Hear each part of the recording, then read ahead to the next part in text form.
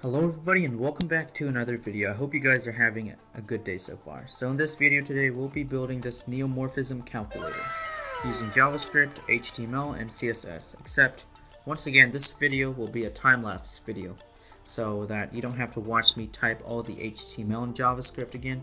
That would just be another 10 or 15 minutes of your time wasted.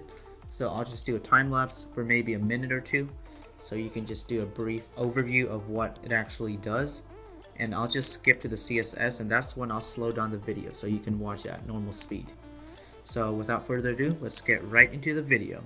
But before we do, I'm going to show to you that the calculator actually works. So I can do 12 plus 2 equals 14, minus 6, 8 times 5, 40.5 times 2, even the decimal works, and the all clear button. So everything's working just fine, so that's good.